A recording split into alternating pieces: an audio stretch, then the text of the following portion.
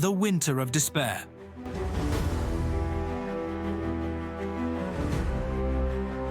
It was the winter of 1777, and the American Revolution stood on the edge of collapse. Philadelphia had fallen. Washington's army was freezing, starving, and dying at Valley Forge. The dream of independence, that fragile spark of liberty, seemed about to be crushed beneath the boots of the British Empire. But what Washington did not know was that the greatest danger wasn't across the battlefield. It was behind him, in the very halls of Congress, among his own officers. A secret betrayal was growing, one that nearly destroyed the revolution from within. The price of failure.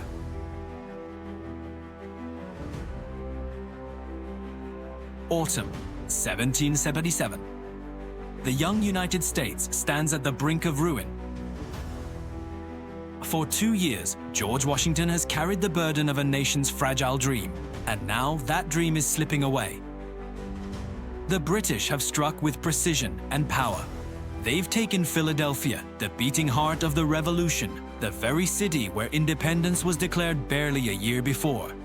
And with it, they've taken the morale of an exhausted army. Washington's army, hungry, ragged, and bleeding from endless retreats, has just suffered crushing defeats at Brandywine Creek and Germantown. The men who once cheered liberty or death now shiver in disbelief, staring into the fires of another lost battle. The commander who once seemed invincible now appears tired, uncertain, and human. The British commander, General William Howe, now rests comfortably in the captured city, hosting lavish balls, dining in glittering rooms as Washington's men sleep in the mud. To the public, the contrast is devastating. The newspapers in Philadelphia call Washington's campaign a disaster. Pamphlets whisper that the Continental Congress has lost faith. And in the corridors of power, a dangerous question begins to take root. Is George Washington truly the man to lead us to victory? For Washington, defeat was nothing new. He had faced loss before, in New York, in New Jersey, even in the early chaos of Boston. But this felt different. This was not a mere setback. This was a loss of confidence, a slow, creeping poison seeping through the veins of the Revolution itself. And while Washington fought the British on the battlefield, he was about to face an even deadlier enemy: doubt from within. In the north, far from the cold fields of Pennsylvania, another general was basking in the glow of victory: Horatio Gates. At Saratoga, Gates had achieved what Washington could not. He forced the surrender of an entire British army under General John Burgoyne. It was a stunning triumph, one that electrified the colonies and earned Gates the title Hero of the North. Newspapers hailed him as the savior of the Revolution. Congress sent letters of congratulations. And quietly, some began to wonder if the war might fare better under General Gates instead of Washington. Among the Continental officers, whispers began to spread. Whispers of favoritism, of mismanagement, of indecision. Some said Washington was too cautious. Others said he was too stubborn to listen. At the heart of these murmurs stood an ambitious officer, General Thomas Conway. Conway was a skilled soldier, sharp-tongued, and hungry for power. He had been born in Ireland, trained in France, and brought a confidence, or arrogance, that rubbed many the wrong way. When Congress promoted him beyond his station, Washington objected. Conway, insulted and enraged, began to plot behind the scenes. He saw Washington's failures as an opportunity, a way to elevate himself and his allies at the commander's expense. Late at night, letters were written in secret, letters of complaint, letters of ambition. Letters that traveled between Conway, Gates, and members of Congress dissatisfied with Washington's leadership. They spoke of reorganization. They spoke of necessary change. But what they meant was replacement. In one of those letters, Conway wrote a fateful line, a line that would one day reach Washington's eyes and ignite the greatest internal crisis of the Revolution. Heaven has been determined to save your country, or a weak general and bad counselors would have ruined it. It was a private insult, a spark meant for one man's pride, but soon it would burn through the entire army. At this time, the army spirit was breaking. Men were barefoot, marching on ice and snow. Food was scarce. Gunpowder low, disease spread through the camps. And yet, through the suffering, Washington remained. Silent, watchful, enduring. He knew morale was everything. He wrote letter after letter to Congress, begging for supplies, begging for discipline, begging for faith. But in return, he received only silence, and the faint echo of laughter from those who now toasted General Gates as the true victor of the Revolution. Washington had fought the world's mightiest army, but now he faced something far more dangerous. Betrayal, envy, and ambition from within the cause itself. Each defeat was more than a military loss. It was political ammunition for those waiting to strike, and they were watching closely. History would remember the winter of 1777, not only for the cold at Valley Forge, but for the chill that ran through the Revolution's very heart. The defeats at Brandywine and Germantown were not just battles lost, they were faith lost. And in that void of confidence, the seeds of conspiracy began to grow. A secret circle of officers and politicians would soon conspire to do what the British could not: bring down George Washington himself. The Revolution had reached its breaking point, and Washington's greatest test was only beginning. The man who started it all. General Thomas Conway was a man of ambition. Born in Ireland and trained in France, he carried himself with the pride of a soldier who believed he deserved more than he was given. His skill in battle was undeniable, but so too was his arrogance. When he arrived in America to join the Continental Army, he brought not only his sword, but a hunger for recognition, a hunger that would soon lead him down a path of intrigue and betrayal. From the moment Conway met George Washington, tension lingered between them. Washington, cautious and disciplined, measured a man by his loyalty and his sense of duty. Conway, sharp-tongued and impatient, measured a man by his rank and his opportunity. When Congress debated promoting Conway to the position of Major General, Washington opposed it, believing others had earned that honor through greater service. Conway never forgot the slight. In his mind, the commander-in-chief had insulted him, and worse, stood in the way of his advancement. What began as quiet resentment soon turned into open contempt. Conway began writing letters, long, elegant, poisonous letters, in which he criticized Washington's judgment, his leadership, and even his character. He complained that the army was being mismanaged. He whispered that Washington was indecisive, that he surrounded himself with weak counselors, and that the cause of liberty was being endangered by poor command. At first, these complaints were confined to private correspondence. But the American Revolution was not only a war of muskets and bayonets, it was also a war of politics. Within the Continental Congress, factions were forming. Some admired Washington's humility and endurance. Others, frustrated by defeat, wanted change, and they saw Conway as a useful voice. It was in this charged atmosphere that Conway penned the letter that would nearly destroy the revolution. One line, just one, would spark a crisis that shook the Continental Army to its core. Heaven has been determined to save your country, or a weak general and bad counselors would have ruined it. The weak general, of course, was George Washington. The words were meant for the eyes of General Horatio Gates, the celebrated victor of Saratoga. Gates and Conway had grown close, bound by their ambition and their shared skepticism of Washington's leadership. The letter was part of a larger exchange filled with complaint, flattery, and political maneuvering. But fate had other plans.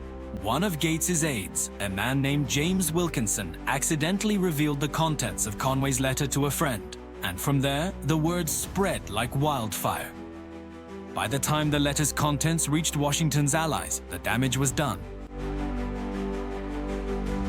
The first to see it was General Nathaniel Greene, Washington's most trusted subordinate.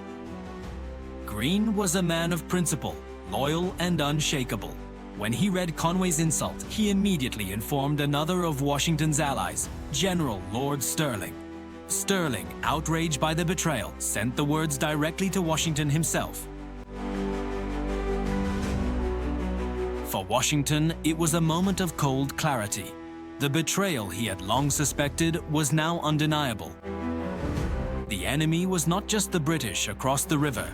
It was within his own ranks. Officers he had trusted, men who had dined at his table, were now conspiring to destroy his reputation and strip him of command. Washington did not react in anger. He did not call for arrests or retribution. Instead, he responded with calm precision, a style that had come to define him in moments of crisis. He wrote directly to General Conway, quoting the very line that had reached him. "Sir, a letter which I received contained the following paragraph. Heaven has been determined to save your country, or a weak general and bad counselors would have ruined it. I am, sir, your humble servant, George Washington." With that single letter, Washington revealed his strength. He did not need to shout. He did not need to accuse. He let Conway and the entire army know that he was aware, that he saw everything, and that his silence was more powerful than any accusation. Conway was stunned. He had been exposed without a direct confrontation. He attempted to deny responsibility, claiming his words were taken out of context, that they had been misunderstood. But among the officers, trust in him collapsed. Whispers turned into open scorn. Conway's name became synonymous with vanity and deceit. Meanwhile, Washington's reputation, once shaken by defeat, began to recover. The men who had doubted him saw now the measure of his character. He had faced betrayal, not with rage, but with dignity. He had absorbed the blow and remained standing.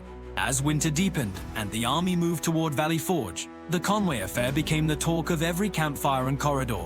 The story spread far beyond the officers. Even the common soldiers, freezing in the snow, spoke of it. They saw in Washington a leader of patience, not politics, a man who bore the pain of disloyalty without breaking. But for the conspirators, the danger was not yet over. The letter's exposure had shaken their confidence, but their ambitions remained. In the coming months, they would attempt to gather their forces again, this time more carefully, more secretly. They would whisper of reorganization, of new leadership, of giving command to the man they called the real hero of the revolution, Horatio Gates. The fire of betrayal had been lit. Conway had struck the match, but others would soon add fuel to the flames.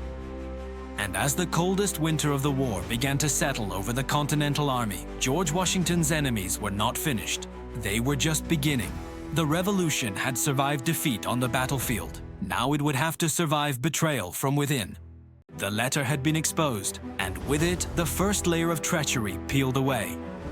But what lay beneath was far more dangerous than a single man's ambition. The affair surrounding Thomas Conway was only the spark. What followed became a storm of secret letters, political scheming, and wounded pride, a movement that came to be known in history as the Conway Cabal. As the winter of 1777 deepened, the Continental Congress met in York, Pennsylvania. Philadelphia, the capital of the Revolution, was now in British hands, and Congress itself had fled to safety. But even in exile, the nation's leaders were divided. Some members of Congress remained fiercely loyal to Washington, while others grew restless, convinced that new leadership was needed if the war was ever to be won.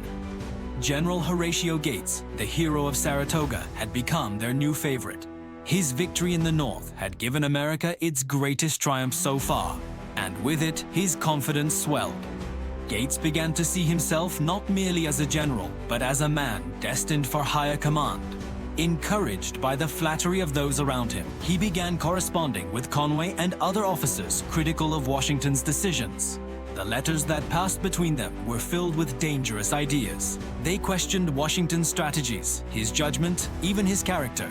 They proposed that perhaps the army should be reorganized under a new commander, someone who had proven his ability to win battles, not just survive them. Gates's supporters in Congress quietly took up the cause. Among them were powerful figures such as Thomas Mifflin, Benjamin Rush, and a few others who believed the revolution could not afford another winter of failure. In whispers and closed-door meetings, they discussed plans to sideline Washington and elevate Gates to supreme command. They spoke of efficiency, progress, and new energy for the war. But beneath those noble phrases was ambition, resentment, and envy. The conspirators believed they were acting in the country's best interest, but what they truly sought was control. They wanted a general who would listen to them, a man they could guide. Washington, with his quiet dignity and unshakable independence, was not that man. As rumors spread, Washington's loyal officers grew uneasy. Men like Nathaniel Greene, Henry Knox, and Alexander Hamilton began to hear fragments of conversations. Strange words dropped at dinners, letters that arrived late or unsigned, sudden changes in tone from members of Congress. Something was happening in the shadows, and it all pointed to an organized effort to bring down their commander. Meanwhile, Horatio Gates made a critical mistake. When the contents of Conway's letter first reached Washington, Gates had been deeply embarrassed. He had written to Washington, claiming ignorance, insisting that he had no part in the insult. But as the weeks passed, Gates's own correspondence revealed his involvement in a wider circle of discontent. In a reckless moment, he even demanded that Washington reveal how he had obtained Conway's letter, as though the issue were one of privacy, not treason. Washington refused to engage. He knew the truth, and he knew that time would reveal everything.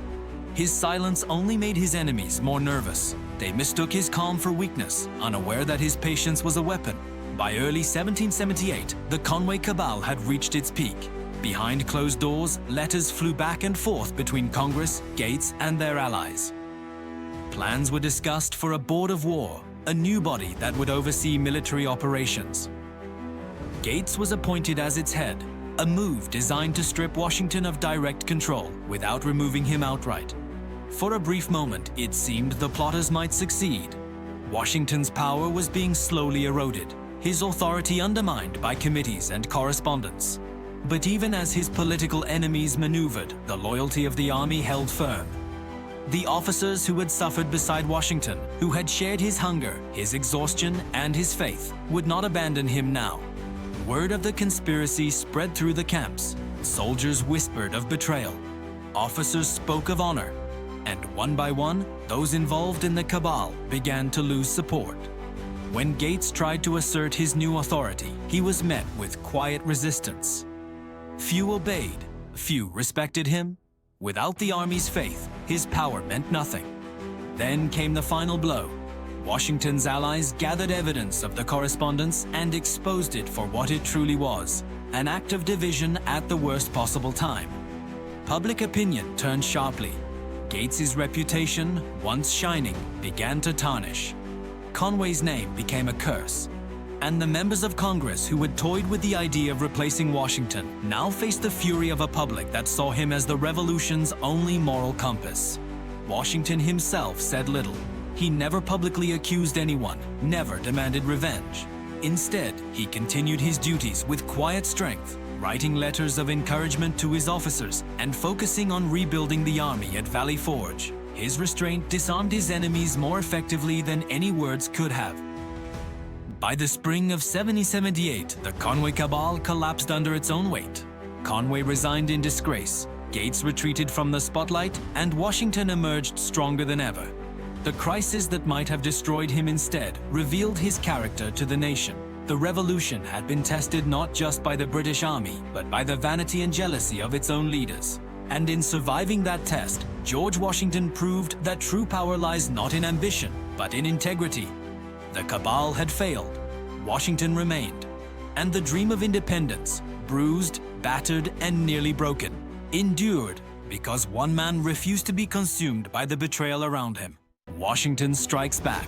When the whispers of the Conway Cabal reached their loudest pitch, most men would have broken under the weight of humiliation.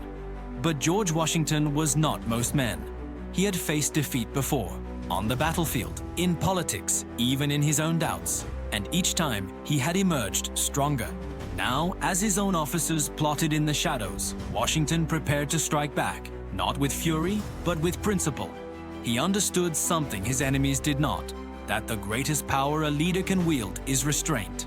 Washington knew that if he lashed out, if he sought vengeance, the fragile unity of the Continental Army would shatter. So he chose a different weapon, truth. The first blow came quietly, in the form of letters. Washington wrote to his most trusted officers and allies, sharing only the facts. He made no accusations, offered no speeches, simply laid bare the evidence that revealed the depth of Conway's treachery. His tone was calm, his words deliberate, but the message was unmistakable. He would not be undermined. Those letters began to circulate, and they reached men of honor: Greene, Lafayette, Knox, and Hamilton. These officers had fought beside Washington, seen his courage under fire, and shared his suffering at Valley Forge. Their loyalty was not to titles or to politics, but to the man who had kept the army alive through impossible odds. One by one, they rallied to his defense. Among them was Lord Stirling, the fiery Scotsman who had first brought Conway's infamous letter to light. Stirling took it upon himself to confront Conway directly. In a moment of unrestrained fury, he sent the general a message that could not be mistaken for diplomacy, a challenge to a duel. Conway accepted. The two men met, and pistols were raised. When the smoke cleared, Conway lay bleeding from a wound to the mouth.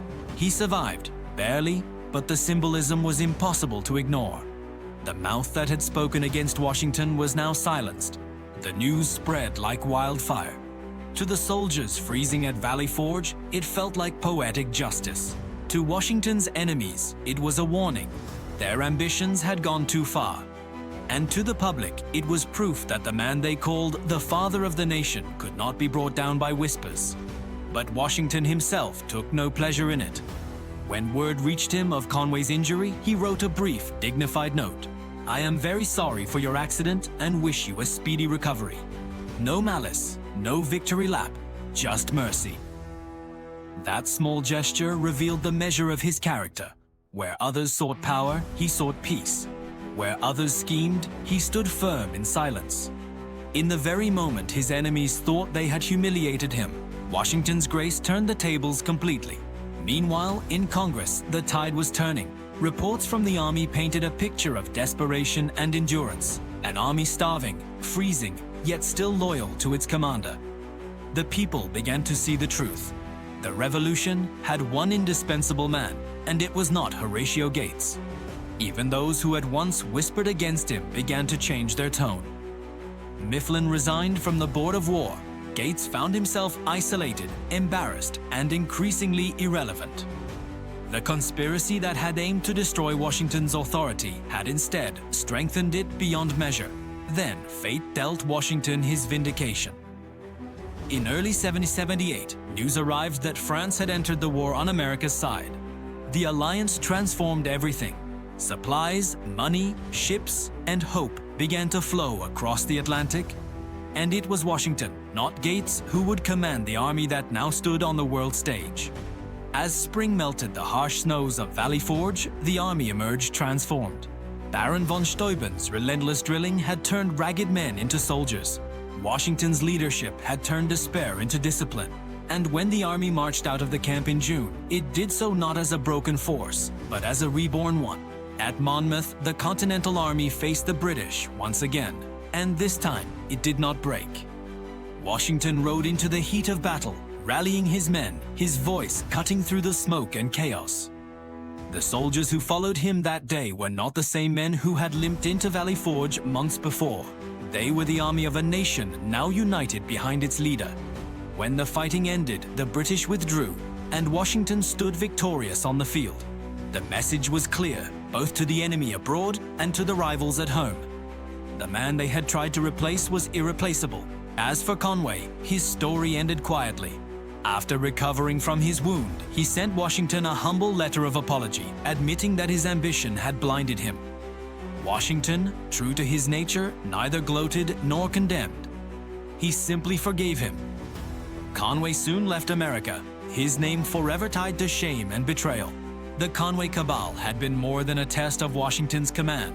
It was a trial of his soul. In that crucible of suspicion and envy, his integrity had not only survived, but triumphed. He had shown the nation that leadership was not about power, but about endurance, patience, and moral strength. By defeating betrayal without bitterness, George Washington proved that revolutions are not won merely by battles. They are won by the character of those who lead them. The revolution had nearly devoured itself. Instead, it emerged stronger because one man refused to descend into the darkness that surrounded him. And from that moment forward, no one in America, not Congress, not the Army, not even his rivals, would ever again question who was truly fit to lead the fight for freedom. The turning point at Valley Forge.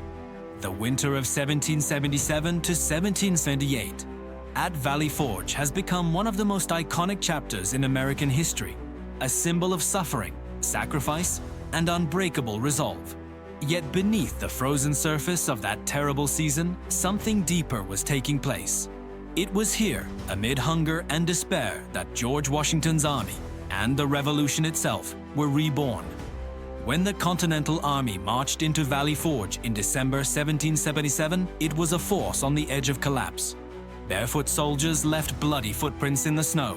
Thousands lacked proper clothing. Food was scarce. Disease swept through the camp like wildfire, and for many, hope seemed as distant as spring. But George Washington refused to let despair win. He knew that the revolution could survive only if the army endured. Every man who deserted, every life lost to hunger or illness, was another wound to the cause of liberty. So he took command not as a general of battle, but as a guardian of survival. Washington's leadership at Valley Forge was not marked by dramatic victories or stirring speeches. It was a quiet, steady defiance against ruin. He rode among his men daily, inspecting their huts, sharing their hardships, showing them that their commander suffered alongside them. His presence alone gave strength where food and warmth could not. He petitioned Congress relentlessly for supplies, though the government was near broke and plagued with inefficiency. He begged the states for flour, blankets, medicine, anything to keep his soldiers alive. And though help came slowly, it came.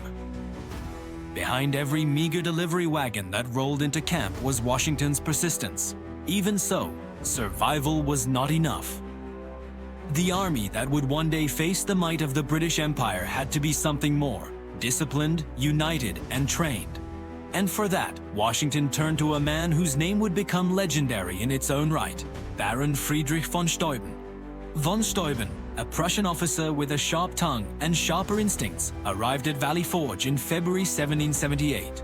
He found chaos, men who could fight bravely but not in formation, soldiers who fired their muskets without coordination, and officers who had never drilled their troops properly. Yet von Steuben saw potential. With Washington's full support, he began a program of training that would transform the Continental Army from a collection of volunteers into a professional fighting force. Day after day, he marched the men across the icy parade ground, shouting in a mix of German, French, and broken English. He drilled them in precision, in discipline, in the rhythm of war. And the soldiers, hungry, ragged, and freezing, responded. They took pride in their newfound skill. For the first time, they began to move not as individuals, but as one body, one army. Washington watched with quiet satisfaction. He understood that these drills were more than exercises. They were the foundation of confidence. The men who could hold formation under fire could hold the line against fear. As weeks turned to months, something remarkable began to happen. The atmosphere of despair lifted. Soldiers started to rebuild their huts, to sing, to laugh again. Morale rose, not because the suffering ended, but because the men now believed in themselves and in their leader. Washington's correspondence from that time reveals his growing optimism. He wrote of the army's progress, of the order and economy that now took root in the camp. He could feel the tide beginning to turn. And outside Valley Forge, events were shifting too. News arrived that France had officially allied with the United States. The revolution was no longer a desperate colonial rebellion. It was now an international war. Washington's army would soon have allies, supplies, and ships to challenge Britain's supremacy. That moment changed everything. The men who had suffered in silence all winter now had proof that their endurance had not been in vain. Their sacrifices had bought time, and that time had brought hope. By the time spring sunlight melted the last snow from the hills of Valley Forge, the army that emerged was not the same force that had limped in months before. The men stood taller, their uniforms were repaired, their muskets gleamed. Under von Steuben's training and Washington's leadership, they had become soldiers in the truest sense of the word. Even the British could sense the change.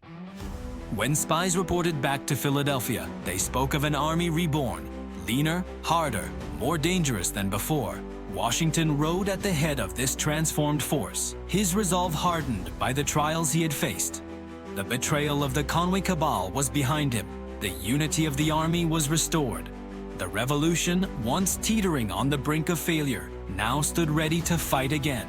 In June 1778, Washington would have his chance to prove it at the Battle of Monmouth, where the new Continental Army would meet the British face to face and show the world that America's dream of freedom would not die in the snows of Valley Forge.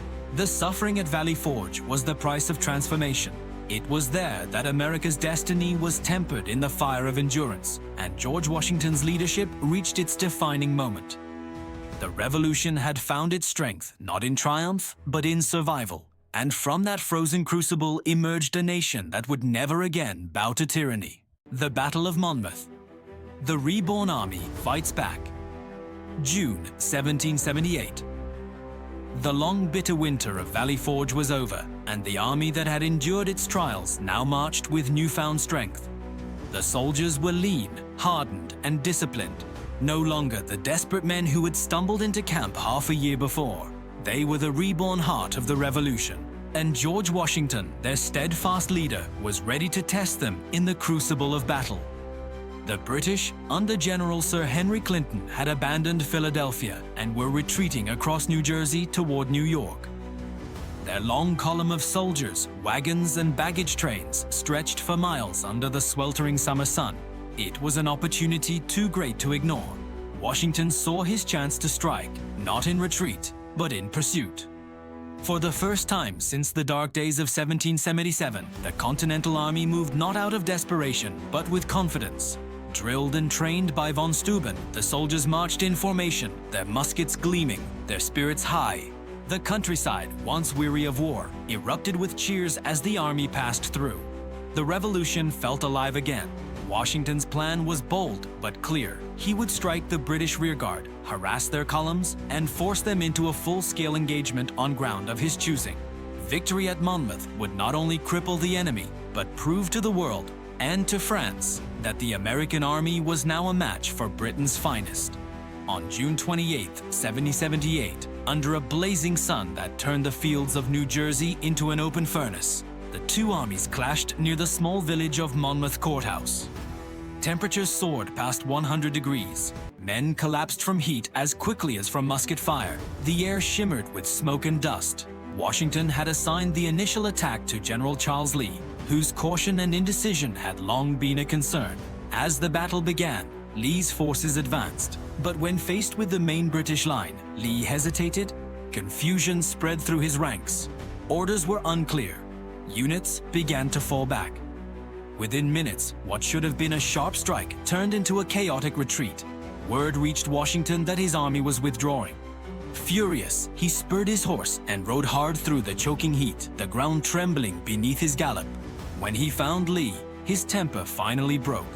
Witnesses would later recall the moment. Washington's eyes blazing, his voice cutting like a blade as he demanded to know why the army was retreating.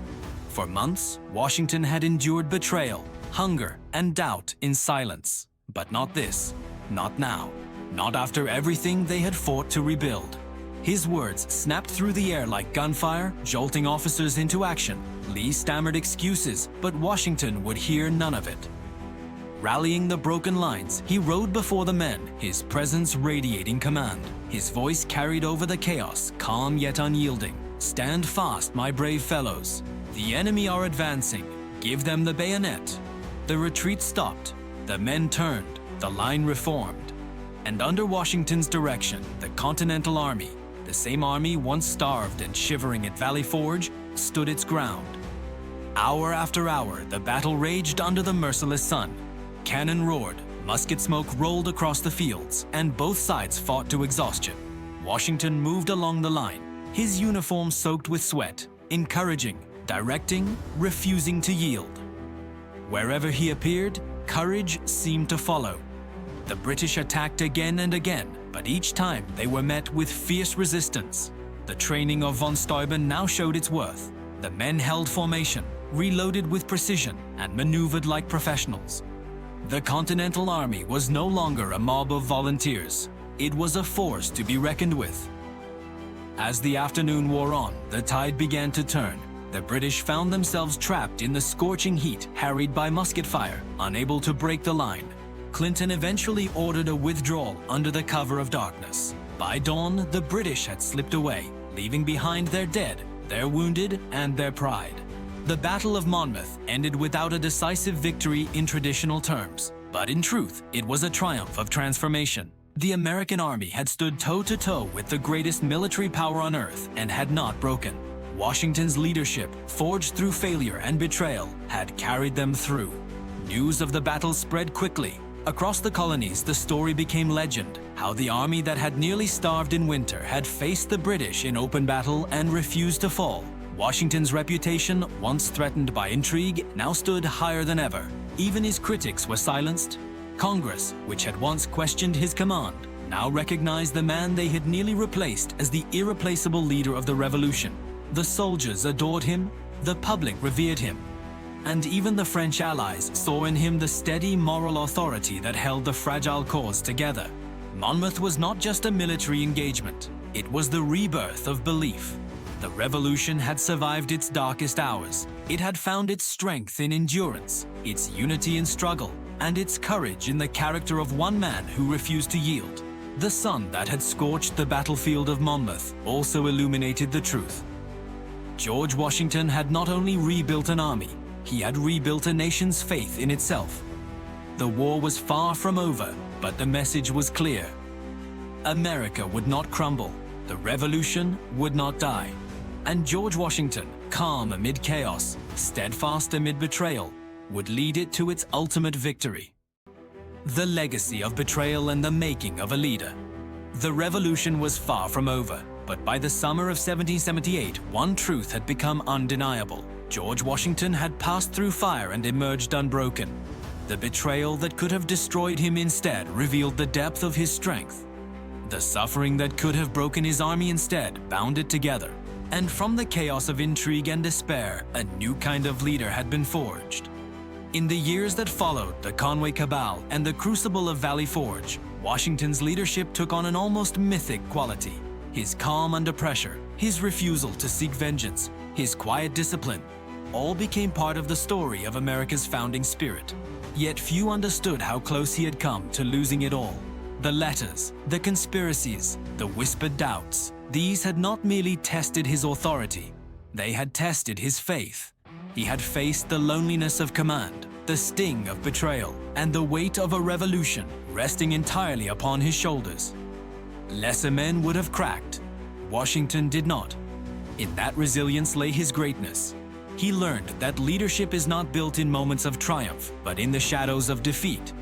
That power without humility corrupts, and that victory without character is hollow. The Conway Cabal had tried to replace him with a general of ambition. What America found instead was a leader of principle. The lessons of that dark episode stayed with him for the rest of his life.